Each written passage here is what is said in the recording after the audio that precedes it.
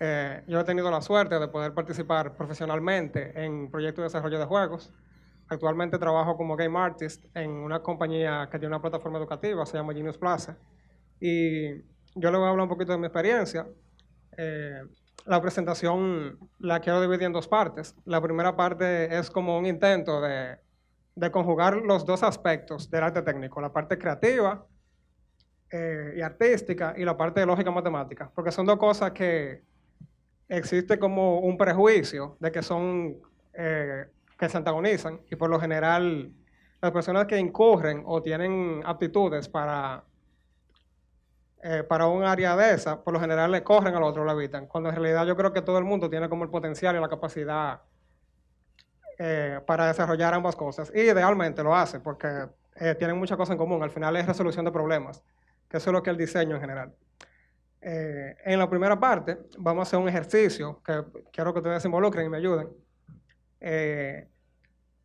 Tratando de nuevo como de consolidar y de conjugar tanto la parte artística y técnica de los gráficos digitales. ¿Quién me dice qué ustedes ven ahí? O sea, ¿qué se puede deducir o derivar de la información que nos está dando esa imagen acerca de ese objeto? ¿Quién? Es una greca, eso nos lo dice la forma, ¿verdad? Además de la experiencia previa que nosotros tenemos. A nivel como cosmético y de la usabilidad, ¿qué se puede decir? ¿Como qué historia tiene esa greca? ¿Cómo? La han usado mucho, eso nos lo dicen la apariencia cosmética, la ralladura, como que quien la friega cada vez le pasa un brillo muy duro. Entre otras cosas, dependiendo de la experiencia personal que nosotros tengamos, se pueden derivar muchísima información de esa imagen. Entonces, en ese ejercicio como de análisis, de interpretación de esa imagen que está ahí, todas las imágenes tienen información codificada. Sabiendo eso, yo voy a hacer una analogía donde eso que nosotros acabamos de hacer es una lectura. Ahora, la parte de generación de gráficos vendría siendo la escritura. Digamos que cualquiera que pueda interpretar y leer esa imagen de esa greca tiene potencialmente la capacidad de producir una imagen similar. Entonces, vamos a pasar a la siguiente imagen y lo llevamos como a la mínima expresión. Ahí tenemos solamente la morfología, el volumen, la base, lo que se llama en 3D, la topología. Esa topología que está ahí puede generar muchísima información a nivel de usabilidad y de mecánica, como que se van a manifestar eventualmente en la apariencia. Entonces, corriéndole una rutina, eso se llama un mapa de curvatura, un curvature map, la gente que tiene conocimiento de 3D. Nosotros podemos identificar las convexidades y las concavidades, o sea, cuáles son esquinas para afuera y cuáles son esquinas para adentro. Y sabiendo eso, de ahí de nuevo se puede utilizar esa información para un sinfín de efectos y de variaciones de la apariencia. Esa información que está ahí no es diferente que, por ejemplo, este mapa demográfico que está ahí. Es información codificada en color. Me parece que ese de población, densidad poblacional de Santo Domingo, me parece. El caso es que es exactamente lo mismo a nivel conceptual. Información codificada como color a lo largo de una superficie, de un área. Yo pongo este ejemplo porque, por ejemplo, de nuevo, nosotros tenemos los artistas, que son la gente que dibuja, que le va a correr la matemática instintivamente. Y están los programadores, que son las personas que tienen desarrollado la lógica matemática, que probablemente no sean muy habilidosos a nivel de dibujado artístico, ¿verdad? Y tenemos esos dos extremos y estamos tratando de llegar a un punto intermedio. Tal vez para un programador esos sean parámetros y para un artista son colores, pero el punto y lo importante es que ambos pueden como entender y procesar esa información. Asignamos arbitrariamente, digamos que materiales, un metal para la cafetera y para el manubrio y la corona un plástico. Ese es el baseline. Esas son decisiones arbitrarias que nosotros tomamos, probablemente por experiencia. Aislamos la información de las concavidades. O sea, ¿qué nosotros sabemos de las concavidades? ¿Qué pasa donde hay una ranura en un objeto físico que está expuesto como la intemperie? ¿Qué pasa en las ranuras? Nadie. Donde se acumula el sucio y es más propenso como a deterioro químico. Se acumula humedad, ahí es donde se va a empezar a oxidar. Nosotros podemos usar ese mapa de información. Bueno, Eso igual que en los bebés, que en los gorditos que se le acumula el sucio. Es un muy buen ejemplo que todo el mundo ha visto. Al final eso responde a algo mecánico. O sea, está expuesto, las partículas van a correr y se van a acumular ahí. Eso, cogemos esa información para ponerle el sucio, el óxido y probablemente los cúmulos de café que se chorreó en algún momento. Las otras variaciones de dirección, que son las convexidades, es muy probablemente que donde haya esquinas para afuera, por fricción y por cuando lo estén agarrando, lo estén fregando, ahí donde se va a pelar más. Entonces, por eso es igualmente que el dedito chiquito es el que está más propenso a darse con una mesa, porque está más expuesto, está en una esquina, es una convexidad.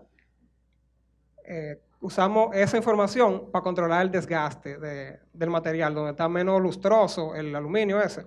Perfecto.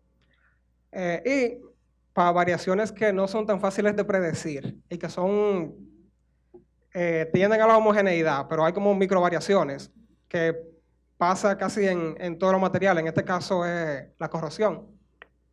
Nosotros podemos usar texturas procedimentales, o sea, que se generan con algoritmos, ruidos, etc. Y para las que no son predecibles o no se pueden simular, porque son muy específicas, se pueden usar textura foto. Entonces, nosotros llegamos a esa imagen de esa greca, que probablemente se podría conseguir de muchísimas otras formas. Un artista tal vez pudo haber llegado ahí en ZBrush, pintando con una brocha y tomando muchas decisiones arbitrarias y a discreción del artista. Vemos cómo se puede llegar a una solución gráfica, ¿verdad? De diferentes formas. En fin, mi intención con esto, que está probablemente un poquito fuera del tema tal vez, es que todo el mundo entienda de que sea cualquier área que se esté dedicando dentro del desarrollo, es muy beneficioso, tanto para los programadores como los artistas, entender cómo funcionan los gráficos y tener la capacidad de ver parámetros e imaginarse los gráficos, y de ver gráficos e imaginarse los parámetros. Por ejemplo, ver esa imagen y saber que pudo haber salido de ahí, y ver esa imagen y saber lo que se puede devolver de esa información. Entonces, la segunda parte, que es un poquito más técnica, vamos a empezar a hablar de los gráficos en general y la toma de decisiones, o sea, ¿qué nosotros debemos tomar en consideración para tomar como buenas decisiones a la hora de implementar una solución gráfica? Primero, porque estamos trabajando con computadoras, es imposible no hablar de hardware y de limitaciones de hardware. Entre ellas, la primera está obviamente las limitaciones de hardware, que podemos hablar de almacenamiento y capacidad de procesamiento. O sea, cuánto espacio tenemos en RAM o en disco y qué tan potente es nuestra tarjeta de video o nuestro procesador. Si nosotros estamos trabajando un juego indie que va a ser gama media, no vamos a aspirar las mismas especificaciones de hardware como para un juego AAA. O sea, hay que tener, o si es un juego móvil. Segundo, las especificaciones de la plataforma, con qué tecnología estamos trabajando, qué tecnología tenemos acceso. El estilo gráfico y la disponibilidad de recursos. Todas esas cosas tienen que tomarse en consideración a la hora de decidir cuál va a ser el estilo gráfico y qué tanto tiempo se le va a invertir a cada parte. En los gráficos 2D específicamente, las cosas que tienen que ver con qué tanto pesa o qué tantos recursos demanda un gráfico, una textura, un sprite de la computadora. Primero, las dimensiones de la imagen. Mientras más grande la imagen, probablemente va a ocupar más espacio en disco y probablemente va a ocupar más espacio en la RAM. Igual que la profundidad de color, mientras más profundidad de color tenga, más espacio va a ocupar, y la compresión funciona como un multiplicador. Puedes reducir el tamaño de la imagen en un momento, por ejemplo en disco, aunque en la RAM sea igual, pero muy probablemente en el momento de la decompresión, si no hay descompresión por hardware, va a significar como un hit en el procesador, porque va a tener que hacer ese cálculo cuando lo vaya a mandar para video. En el caso del 3D, está la cantidad de polígonos, la complejidad de los shaders y las características contextuales, como cuántas luces nosotros tenemos, cuántas sombras, si hay efectos de postproducción, si hay mapas de environment maps, etc. Todo eso hay como una regla general, como que a mayor visual o mayor efecto, menor rendimiento o mayor carga del hardware le va a demandar. Este grafiquito de aquí, sucede que yo acabo de decir que las imágenes, mientras más grandes, mientras más color tengan, tienen el potencial de pesar más, pero eso no es necesariamente así. O hay cosas que no son como tan obvias, que uno no lo ve en primera instancia. Por ejemplo, en el proceso de que el usuario final consiga el juego, ¿verdad? Están estos pasos. El tiempo de descarga, asumiendo que lo está bajando online, el tiempo de instalación, el espacio que ocupa en el disco, el espacio que va a ocupar en la RAM cuando se esté ejecutando y la demanda en tiempo de ejecución, o sea, lo que le va a exigir al procesador. Sucede que uno diría, bueno, en el proceso de instalación, el tiempo de descarga, el proceso de instalación y el espacio en el disco, suena como razonable pensar que el factor limitante va a ser el tiempo de descarga, ¿verdad? Lo que va a durar más es descargándose. Después, porque ahí está limitado por la velocidad del internet. El tiempo de instalación está limitado por la capacidad de escritura, por la velocidad de escritura del disco, probablemente, porque básicamente lo que está transfiriendo datos. Y el espacio en el disco va a depender de cuánto pesaba originalmente y de si estaba comprimido o no. Pero, como se manejan los paquetes a veces, puede que esté comprimido arriba y se esté descargando simultáneamente cuando se va instalando. Puede que esté muy comprimido. Y hubo un caso en particular, no sé si ustedes siguen a Linus, el de Linus Tech Tips, un youtuber, donde él hizo una prueba y el factor limitante resultó que era la capacidad del procesador, lo cual es extremadamente raro porque si el procesador hubiese sido más rápido, el juego se instala más rápido. Porque lo estaba bajando por paquete, estaba extremadamente comprimido y lo que estaba más forzado era el procesador decomprimiendo y después de ahí copiando los archivos. Es un caso curioso, pero lo que yo quiero dejar como un poquito claro o para que lo piensen es que no siempre es obvio dónde queda el problema. Este fue un proyecto en el que yo tuve la suerte de que me incluyeran. Era un proyecto que estaba completo, se llama Two Dragons, un juego de Melvin Marte, me parece que era el nombre.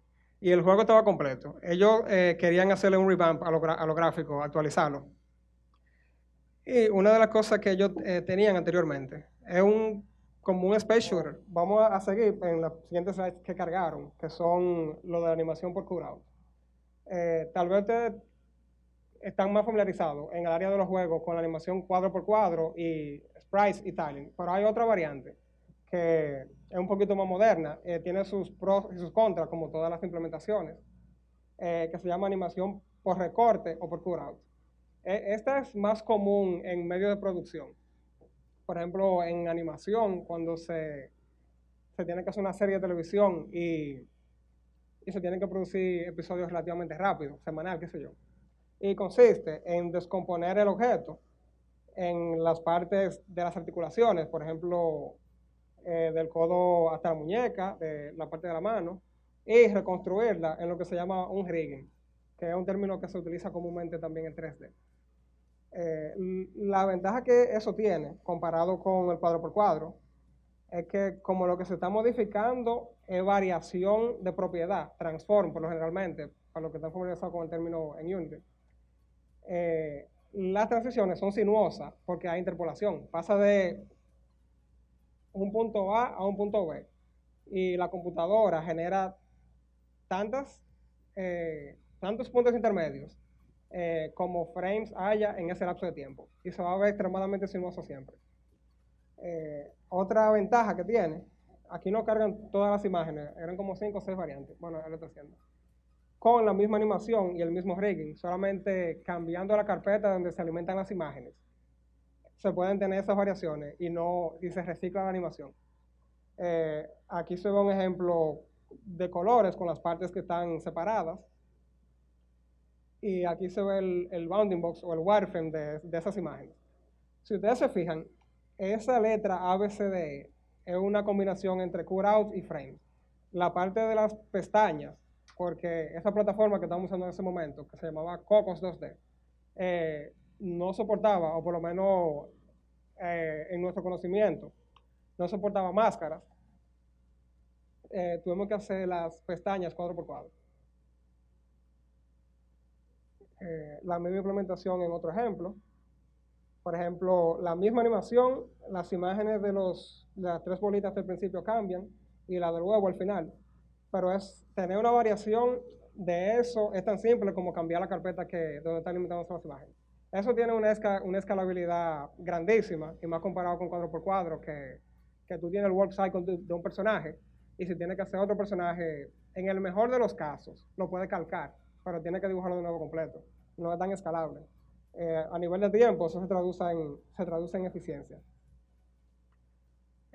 Vamos a ver qué más.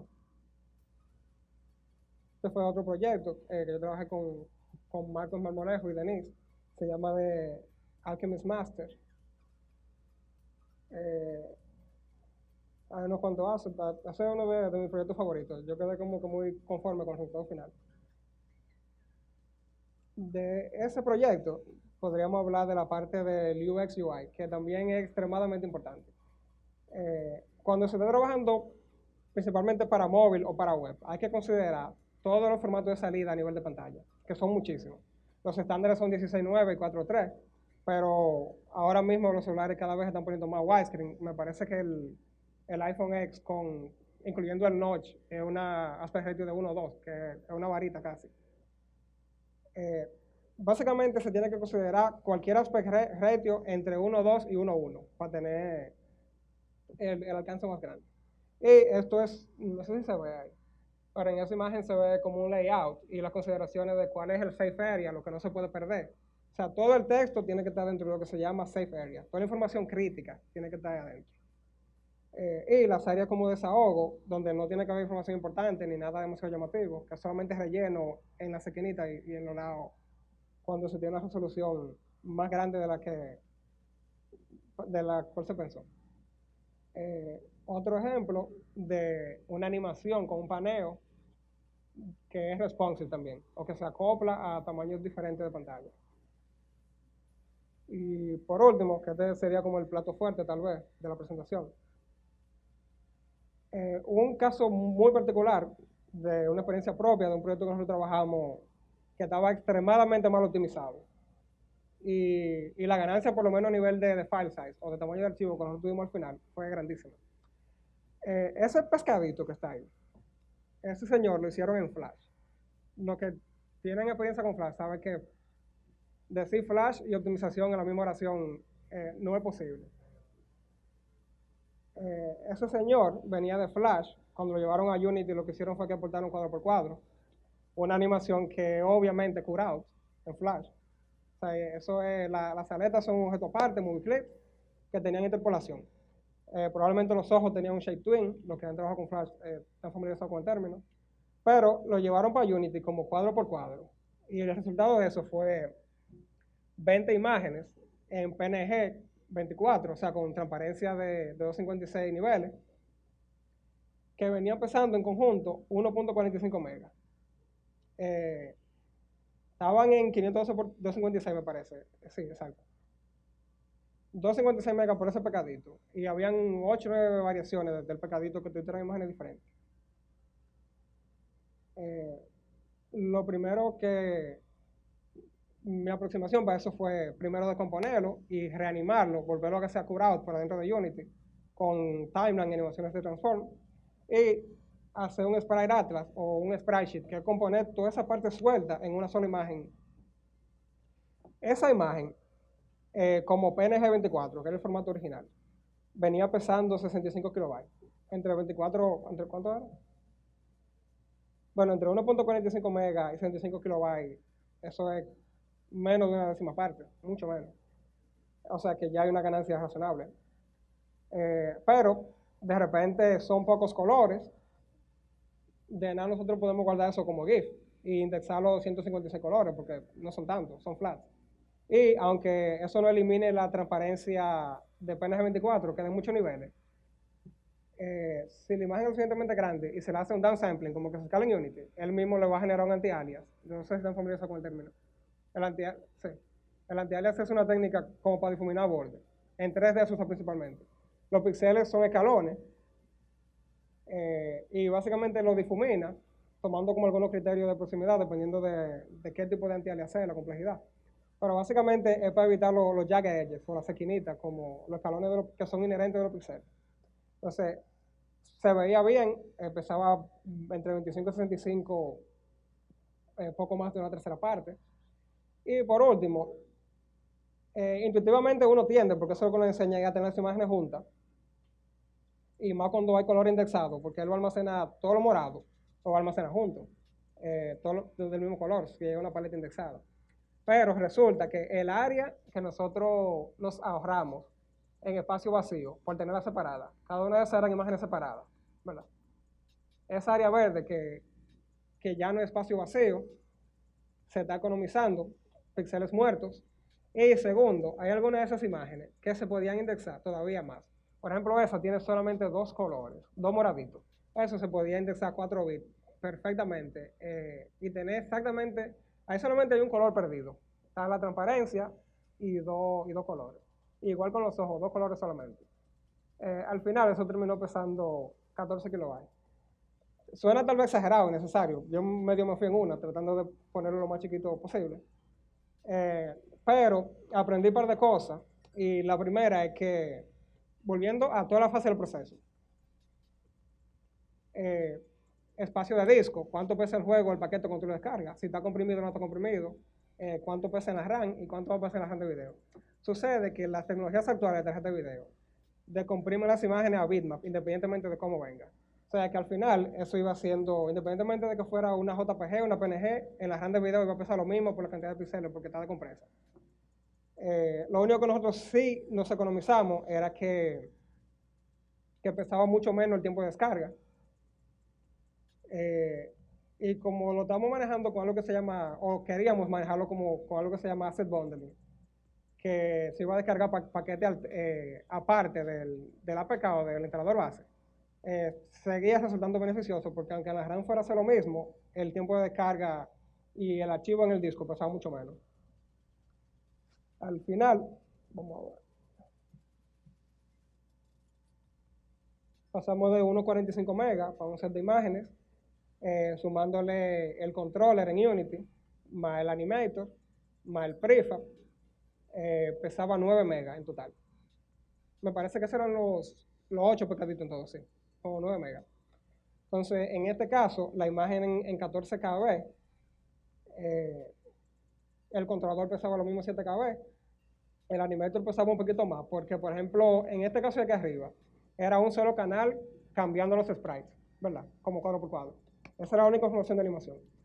Este animator pesaba más porque tenía muchas variaciones de transform sobre tiempo. Y el prefab pesaba más porque este era solamente un UI image con imágenes que se alternaban. Pero este prefab tenía 1, 2, 3, 4, como 8 componentes, tanto componentes como parte articulada tenía el pecadito. Al final, el total, los 8 pecaditos pasaron de pesar 9 megas a menos de 200 kilobytes. Un ahorro grandísimo. También probamos con diferentes tipos de compresión. Eso siempre va a depender del hardware target de ustedes, porque hay compresiones que son específicas y funcionan con hardware. O sea, hay tarjetas de video que decomprimen la imagen en tiempo de ejecución.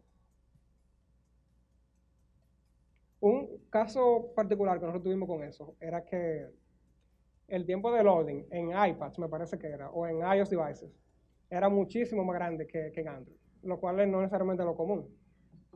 Y sucedía que era porque el tipo de compresión que nosotros estábamos usando era específico de Power VR. Power VR es una tarjeta, ellos hacían la tarjeta de video de los iPhone, me parece del 7 por abajo. Y lo que hacían los devices que no tenían, gracias, que no tenían ese tipo de hardware, era que tenían que hacer la decompresión mientras estaba haciendo loading antes. Y lo hacía por software y el procesador que tenía que chuparse ese proceso. Mientras que los devices que sí tenían PVR, se hacía en tiempo real y no se manifestaba en el tiempo de carga. ¿Cuánto tiempo queda? Vamos a hacerlo un poquito rápido. Okay. Yo creo que esto es fuera de tiempo. Este es otro proyecto, un juego 3D, que trabajó con Marcos y Denis de nuevo, que somos básicamente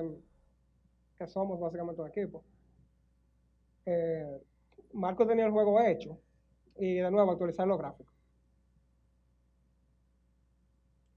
las cosas que tienen que ver con el 3D particularmente, el polycount, si estamos hablando de móvil.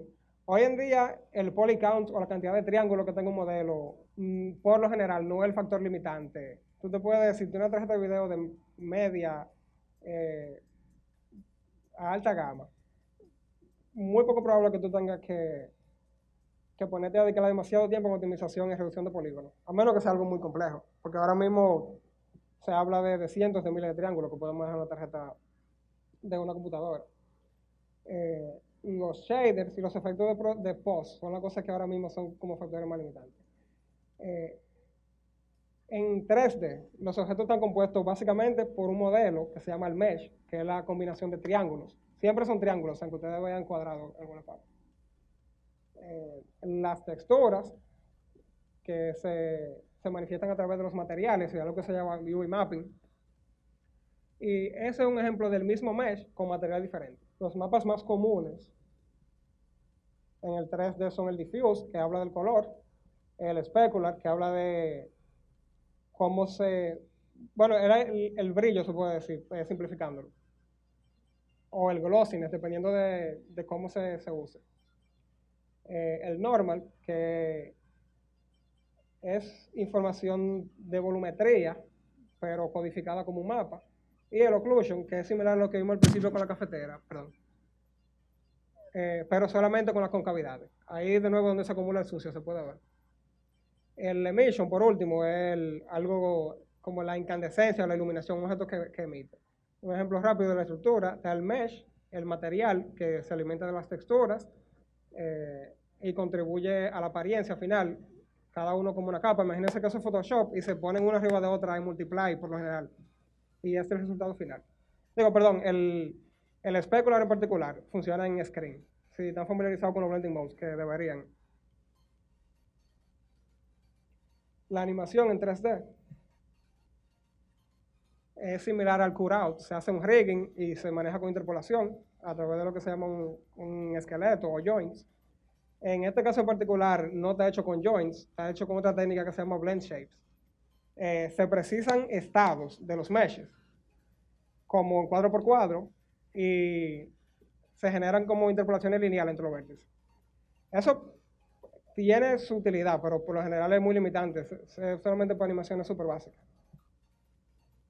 Y la animación con esqueleto o rigging complejo o joints, se tiene el mesh, el esqueleto, se hace una asociación, lo que se llama pintar influencia.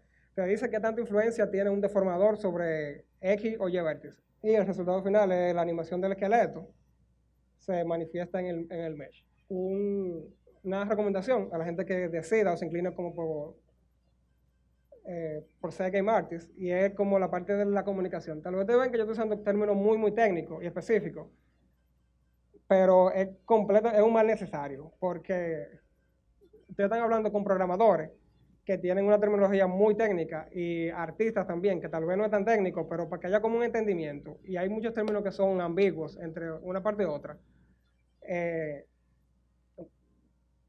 Y en mi experiencia hay como mucha pérdida de información y es muy difícil que un artista se comunique directamente con un programador cuando hay términos como render, que es la palabra más ambigua de la Tierra. Tratar de que la comunicación sea lo más efectiva posible, aunque no suene tan casual. Por último, si a alguien le interesa una idea para construir un portafolio de juegos, mi recomendación es tratar de buscar a alguien que tenga un juego, vamos a decir, que tenga potencial, pero no se vea muy bien, y abordar a esa persona y ofrecerle sus servicios.